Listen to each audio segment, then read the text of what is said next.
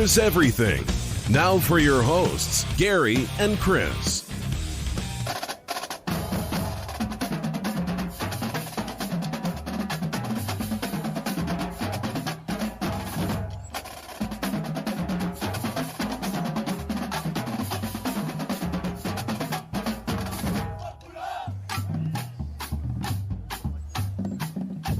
Welcome in. That's right, I'm back.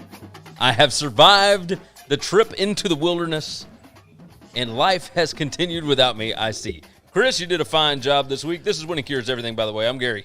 And I'm Chris, and your definition of fine is pretty loose. But I appreciate that. I appreciate that a lot. I was able to get service enough to go back and download the shows and whatnot, and I listened, and everything sounded fantastic to me. So I appreciate you handling that while I was out in the woods with no service, with no nothing. And it was great. With a 2-year-old. With a 2-year-old. So here's how this went down. I'll go ahead and we'll start the show with this. Everybody go check out winningcureseverything.com, the website, all that good stuff. Make sure you download the podcast. We've got podcast exclusives on Sunday mornings and on Thursdays. And, you know, we've got our 3 shows the rest of the week. We're also over at sportsbookreview.com. Go over to their YouTube page. They got a ton of stuff over there for you.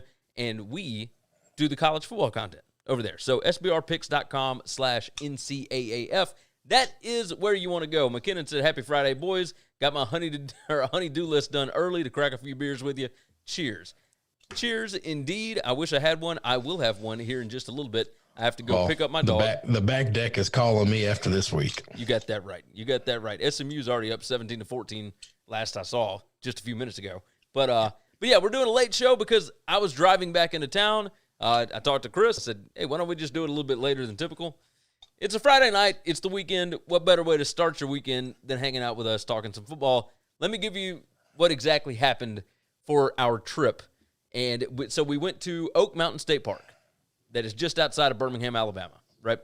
And it's 30 to 45 minutes away from my wife's parents' house. So the first night, we had the boy. So I as soon as our Sportsbook Review college football show was done on Tuesday, I headed down. I stayed at her parents', and then the next morning, we were up, ready to go. We could check into our campsite a little early. We went ahead and went down there and knocked it out. So I was there Wednesday afternoon-ish, not afternoon, I guess right around noonish. And we had a great time. The boy was there with us the first night. Her parents came over the second night, and we kind of hung out by the fire, had a good time, and they took the boy back. And my wife and I sat out and watched the Addams Family cartoon on an iPad, just out by the fire, and it was fantastic. I had no service, no nothing, but I had that downloaded on the iPad for the boy, and then we ended up watching it. So it was pretty good. It was from like 2019. It was like a year ago, whatever. But my wife in her packing, which I helped do some of the packing. I did not help with all of it. She packed a twin size mattress. Nice. Instead of the queen, which we typically take with us. So she and I had to sleep together on a twin mattress. And my shoulders and my back are killing me because I had to sleep like a certain way for us to both fit on it. And it was a mess, but it was great. So let's clarify this for people, okay? Because there are different levels of camping. When Gary goes camping, I'm in a tent. Yeah. Gary is in a tent sleeping on the floor, yes. On the ground. You got it. No, we like in a bag, camping. In something called a bag, all right? A sleeping bag. Pretty much. Okay. No. We have fun. I camp differently. I camp in a, I don't know, probably $300,000, 2,500 square foot cabin. Yep. Yeah. Cabin. Our definitions are very different of what with a hot tub and a jacuzzi and no, we've done this multiple times, and it's always a good time. And you know, we've done it for years. We would like to do it more. We just don't get all that many opportunities. Partly because for what we do, I have to be connected to the sports world. And, of course, while I'm gone, once I finally get service back, I have got 100 different text messages coming in. Did you give Nick Saban the COVID? Well, I wasn't around Nick Saban, right? Are you sure? You were pretty damn close. You were closer than me. So McKinnon said Gary goes glamping, Chris goes on a retreat. Yeah. I wouldn't. Yeah. I don't know if I'd say that. Listen, now mine costs considerably more, but I am way too high maintenance for that shit. So we have to get out there and build a fire. Man, we could not build a fire the first night. Now, I would tell you. It was unreal. I have very few like real manly skills. I will tell you that I can build a fire I've never in the Boy Scouts, everything. I know how to build a fire. I know how to build a really good fire. I thought that I had done that, right? Like I have done it so many times. I've done it in the back. I've done it, every time we've gone camping, I've never had any kind of an issue. And so whenever we go to a state park, we just buy the firewood there. We've got our kindling. We've got our tinder. We've got, our own, we got it, right? We know how to do this. I tried like a teepee setup. I tried like the Jenga, like the cabin build up. I tried like all these different kind of ways to get this firewood would not light. Wow. It would not. And I started thinking maybe I have forgotten how. Like it's been a little while since we've done it because we've had the toddler and we just hadn't gone in a couple of years. And I said, I know how to build a fire. There's no way I can't get this thing going. And by God, I go up the next morning and I'm like, man, I had some trouble. Like, do y'all have like a fire starter, like a brick or like a whatever? wax starter or something like that? Like something. Do y'all have something that I can buy? Because apparently our stuff ain't lighting y'all's wood. So they told us, man, we just sold out the last little bit. And they said, you're not the only one that has complained. So they're selling like unseasoned wood. That wood is too wet. It's probably not ready to be. The only trick that I know, but if you're going to go, like even when I go camping, it's got a fire pit. My nice cabin's got a fire pit and whatever. And you got to bring a little hatchet with you. You just got to keep making it smaller. There's not a magic trick. It's just a lot of work to it. You just got to, if you can't get it going, the smaller you make it. It was such a disaster. Little fire turns big fire. So fire. So we finally, the next night, her dad came out and he had a truckload of firewood and like no doubt. What did he call it? It was lighter pine. It's like where the sap is like. So he had a bunch of that and we built this thing up super fast and it eventually started burning that wood and then the fire was good for all night. Yep. But the people that were right next to us were having the same problem. They were out there with lighter fluid and couldn't get that. Lighter fluid's the worst thing. So for those people, the trick is you needed something, an oil base. Lighter fluid is just going to burn right off. Yeah. It's just going to burn right off and your shitty wood's just going to be shitty wood with a little bit of char to it. Yep. And that's it. You need something of an oil base. I will tell you the trick if you got to cheat and you got to find something like that. Walmart, Home Depot, Lowe's, all these places, the tiki torch lighter stuff. Oh, yeah. You just soak. If you pour that on the wood, let it soak for a little bit, it'll light and it'll burn for 15, 20 minutes just sitting right on the wood. So at some point in time, the wood will get going, and that is a way better trick than lighter fluid. Lighter fluid is a shitty option. See, McKinnon said, just build from small to big, boys. Takes for damn ever shitty little wood. fire. Listen, it's not rocket science, but little fire turn big fire. And not that I'm a fire master or whatever. I like the manly thing that I like splitting wood. Listen, I'm not an active guy. Obviously this is not the body of an outdoorsman, okay? but if somebody needs wood splitting and you got a log splitter, I'll go out there and swing that thing. I'll swing it until I can't swing anymore. I don't know why. I just it's mental therapy for me. Yeah, I was about to say it's therapy. I just know how to do it. It makes sense. So yeah, I tried multiple different ways. I burn up all the kindling that we had and all the tinder and all that stuff burned perfectly fine. And it was right underneath. You just can't get wet wood to burn. It wouldn't burn. So, but eventually, once her dad came over with all of his firewood, we had no issues. Life was good. So, but that once that fire was good and just had that good glow, once you get the coals going, it's money from there. Everything else burned from that point on. It was perfectly fine. But the people all around us they could not get their stuff lit. So they see ours and they're like, "What in the hell is good? Like, why? How did they? Like, what is this?" So that was a lot of fun. But yeah, we took the boy hiking. We did all kind of different stuff. He was worn clean out. Now they are still back in Jemison. I am back here doing the show tonight and doing the SBR show in the morning. Don't forget, everybody, of course, sportsbookreview.com, the Sportsbook Review YouTube page. we will be doing the college football closing line show at 10 a.m. Central, 11 a.m. Eastern time over on the YouTube page. It's going to be a good time. A lot of line movement, a lot of canceled games, a lot of mess. To cancel games. What a disaster, man. And so I leave, and of course, that's what I get when I finally get back into services. This is all Nick Saban has got COVID and Tulsa, Cincinnati's canceled and all this stuff. But let's see. Nikki Blackburn jumps in on YouTube, said, first time live with you guys. Watch your picks every Thursday, but this week every game, I'm not touching this one. Yeah, it's college and pro this week. It's all just insane. It's a little weird. It's a little wild. All the games I loved are canceled, which doesn't help. The games I have left, it's just not a good sign. It's strange. So that news apparently broke while I was doing the show Wednesday live, and like I had people telling me, of course, I can't read half the time when I'm trying to talk and do the damn comments anyway. And I'm thinking, this can't be, I don't want to say this out loud because these guys know, oh, this is a moron here doing it by himself. We're just going to feed him a bunch of dumb news. Terry going to throw out some stuff that's wrong. Let me say it on the air. That would just is what I expected. But yeah, so Saban and Burns got the COVID. This is the question I have. All right. The question has been driving me insane because it matters. Okay. If Saban gave Burns the COVID, nobody cares. Right. Yeah. Burns gives Saban the COVID. Burns is taken out, right? Like he didn't make it through the weekend. No, Greg Byrne, the COVID gets Burns.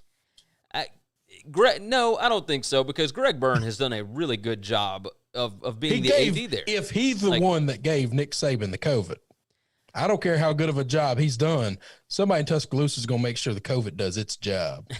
You might be right about that. Now, both are asymptomatic as of right now. The news of the day is that we'll see Saturday evening if they're both asymptomatic or not. Because I think Mr. Burns might come down with some symptoms. So after Saban's initial positive test, which was on Wednesday at some point, right? Yeah. Whenever it was a test from Tuesday.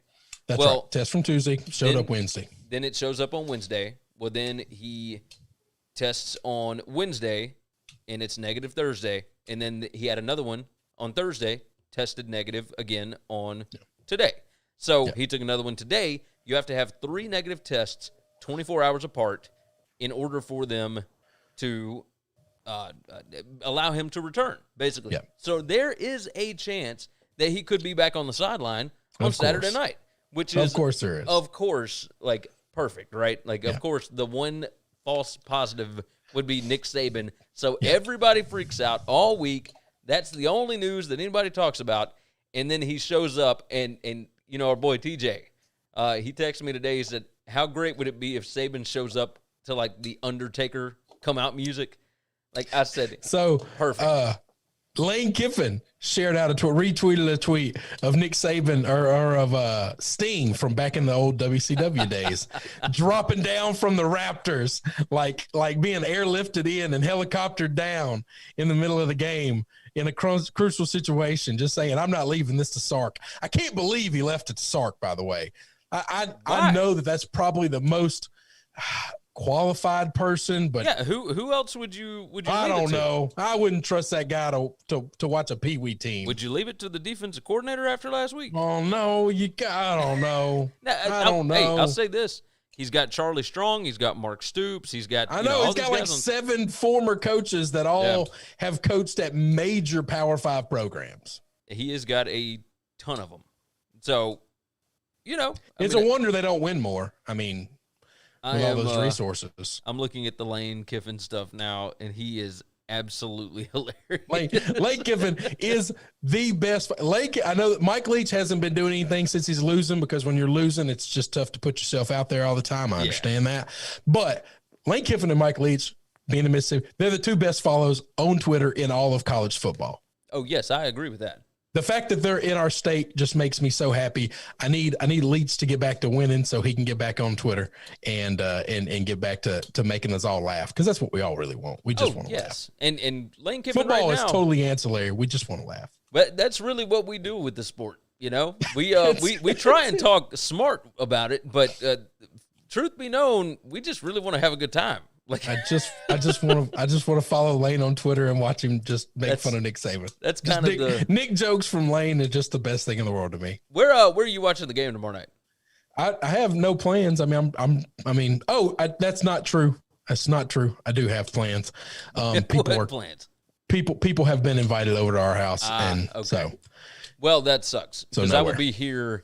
I have turned down a couple of opportunities. Yeah. To watch it by myself, but I was going to tell you to come over. We might live stream this thing, but I wouldn't if I didn't have others coming over. They're bringing their little people, and so I'm gonna have a lot of other people at my house, and so I look thrilled about that though, right? I'm real happy.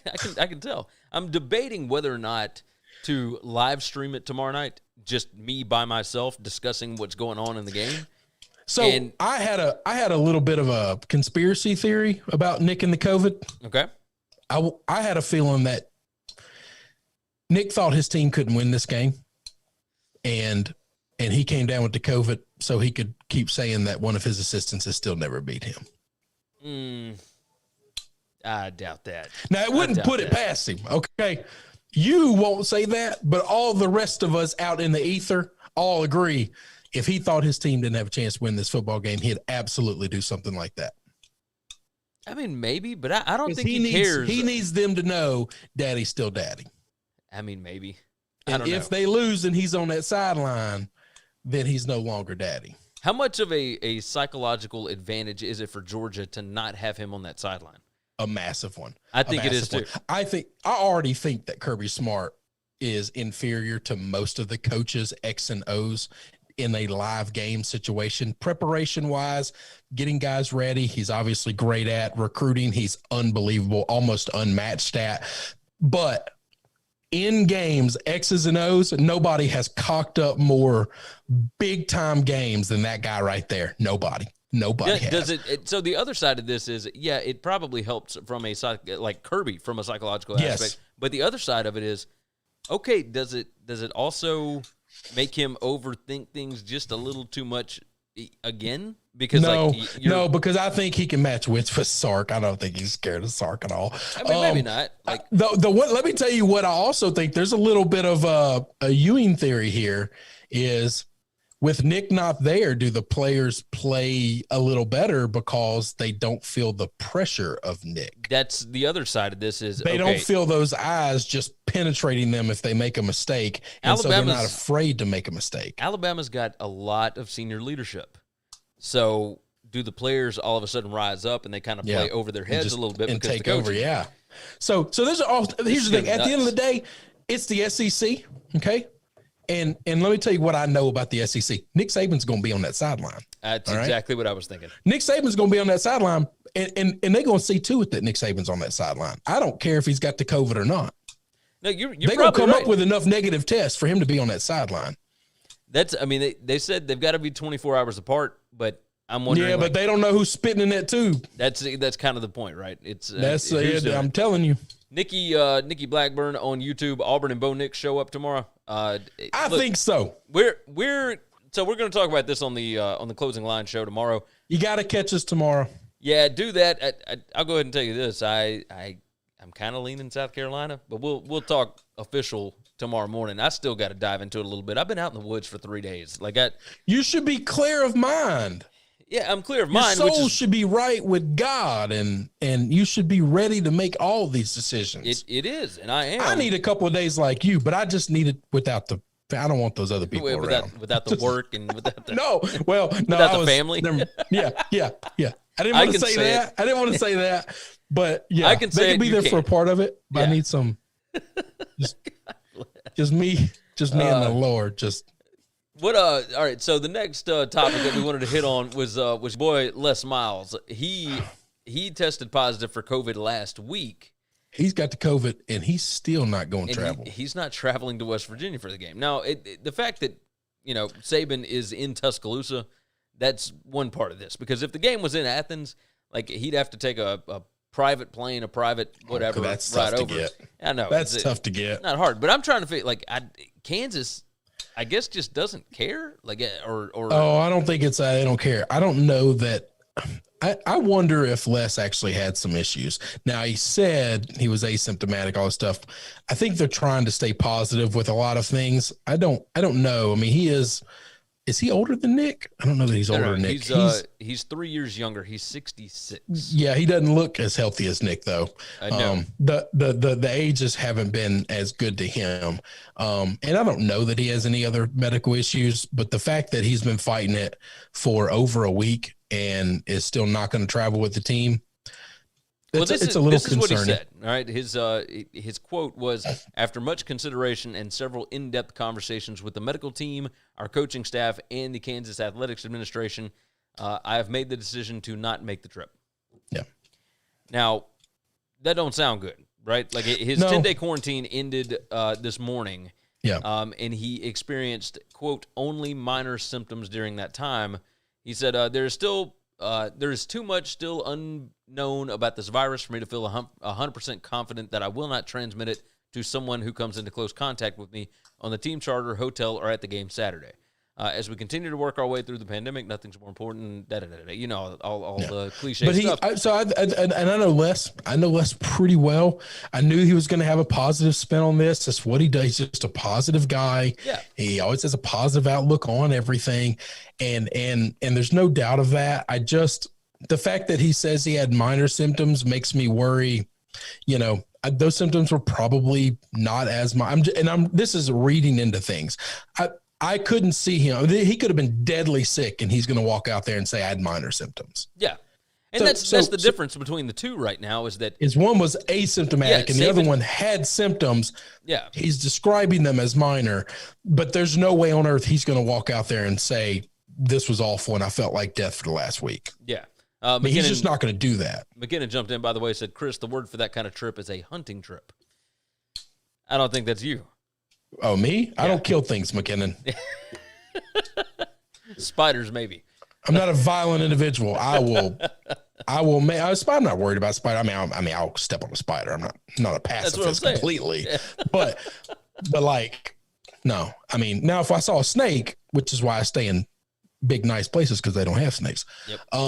I would throw whoever's with me on top of that snake. Yeah.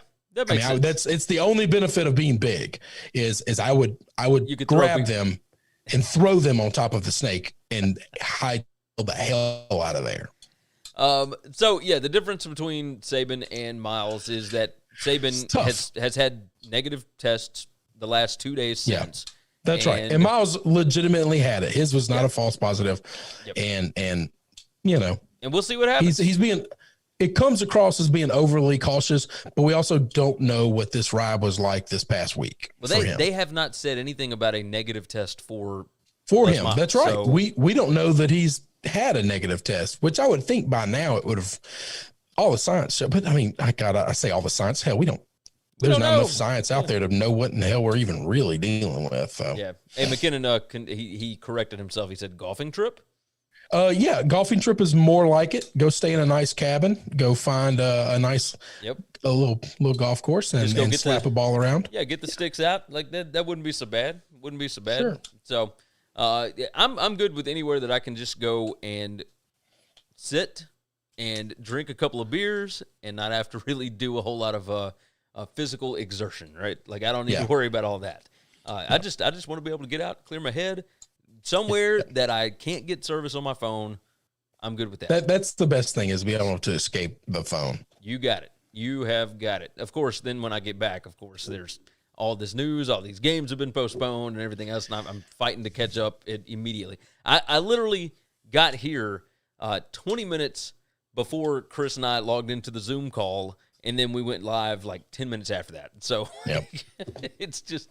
I hadn't even caught up. We got on the call, and then I said, "Oh, we need topics." We got on call, and we had to wait 10 minutes because Chris was on a work call. Well, there's that, and you asked me, "Hey, what do you want to talk about?" And I said, "Oh, we face a cumulative penalty of $1 million as the league continues to enforce COVID-19 sideline protocols and hold head coaches accountable for wearing masks during games."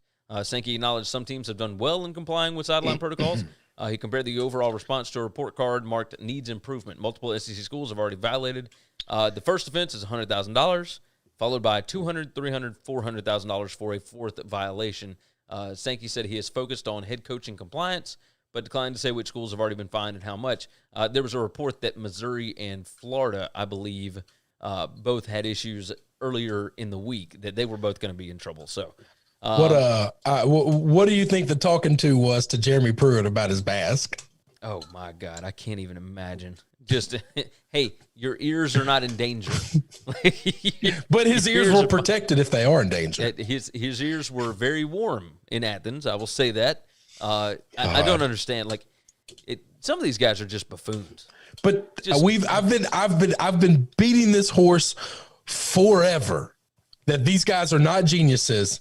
They're football coaches, and Florida's athletic director. I was just about to bring that up. Blatantly said as much. This guy is a moron. I mean, he went on national TV. He went to a press conference and openly said, "My football coach is a knuckle-dragging Neanderthal. Please stop asking him questions about his ideas and philosophies on how to handle this. Yeah. He doesn't know. No, he's an idiot." So now you've been much more aggressive in how you were saying it as compared to how he said it. That's what he said. He said basically that that coaches sometimes speak on things that they are not experts on. And probably it's probably better to just ask them about things that they know about. And he said that Dan is great at calling ball plays. Really good at calling ball plays. Not an expert at COVID. Hey, Damien jumped in with us. Damien, what's going on? Damien, what's up? He said, "What's up?" That's a nice thing. Hey, Damien. Yeah, he's not in here. I was totally looking for a shot. For something on the Patriots or talking about how good the Bears are or something along those lines. So let's discuss the Patriots. And I know you don't like talking about it, but here's the latest. They had to cancel practice on Friday after a positive COVID-19 test. They are awaiting confirmation on a second positive. So far as I've seen, they have not gotten the confirmation on the second positive. No, they probably won't get it till tomorrow. They plan to place reserve offensive lineman James Ferentz on the reserve COVID-19 list, a source told ESPN. The Pats are supposed to host the Broncos, on Sunday. That was the game that was rescheduled from Week 5 after the Pats' starting defensive tackle Brian Cowart tested positive 2 days before kickoff. So far, everything remains on schedule. No worries, whatever. We're going to play the Broncos with 2 days of practice. And so they had to cancel Friday practice. They only had the Thursday practice, and they had a day of conditioning and a day of practice. Yes. Sorry. Yes. The Pats had been scheduled to practice Friday at 1 p.m. Eastern time. Players previously said they had only been inside the facility for weightlifting the past few days, with all meetings being virtual. The facility had been shut down Sunday, Monday, and Tuesday before players returned Wednesday for conditioning. The first practice of the week was Thursday. Ferentz did practice on Thursday with everybody else. Sure he did.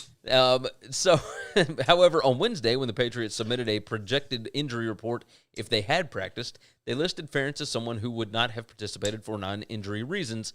Ferentz started at center and played every snap in the Pats' 26-10 loss to the Chiefs on October 5th. It was his first action of the season. Yep. This is probably not good, right? Because I'm assuming that he has had close contact in those practices and workouts with all the other offensive linemen and the defensive guy that he collided with every play in practice. Yeah, that's not good. And depending upon what the contact we're tracing, for a false positive here. That's really what we're hoping for, because if they have to postpone this one, there's nowhere else to move it.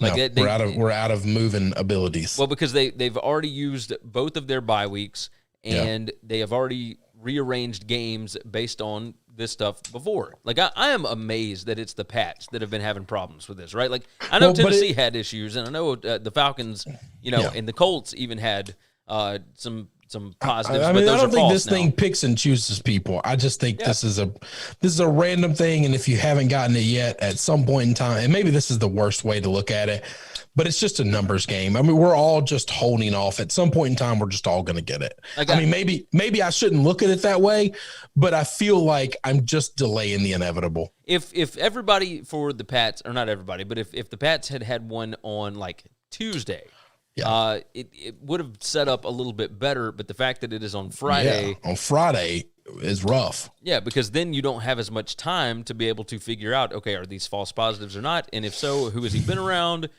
Who needs to contact, trace, not contact trace, who needs to quarantine because of contact tracing? Who needs to da-da-da-da? Here's Damien.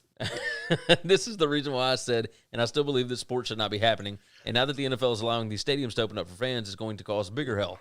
I don't buy that. I don't believe the stadium fans aren't going to have anything to do with the players. I mean, it's just not possible for a fan to give it to a player. That's just not how this thing's going to work. Part of this is guys getting too comfortable, I think. Yep. I agree with that. Once you have a few really good weeks and everything's rolling along just fine, you start to get comfortable. You go outside of what you have been doing, and that's not. I don't know what these guys have been doing. I don't know, but at Florida, Well, but here's the thing: it's not even that. Like professional players, especially, all these kids have all these guys have families, and their kids go to school and they mix it up with other kids, and some of them wives might go to work and to have a job. I mean, there's a chance. I don't know how much this guy makes. I'm sure I could look at his contract, but if he's a backup offensive lineman, there's a really good chance that he makes like mid six figures, which living in the Boston area ain't a lot of money.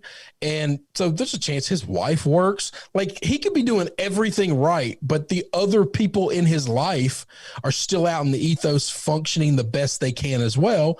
And if they bring it home to you, what the hell are you supposed to do? So James Ferentz is 31 years old. He has been in the league for 3 seasons. He went to Iowa, undrafted, 2014 Texans.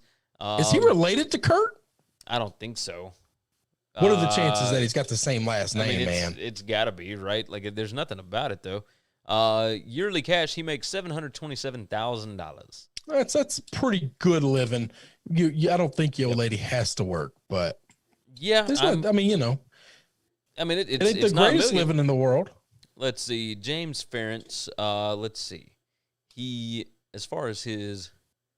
Let's see, he played college football at Iowa, played football at Iowa City High School in Iowa City. He also wrestled.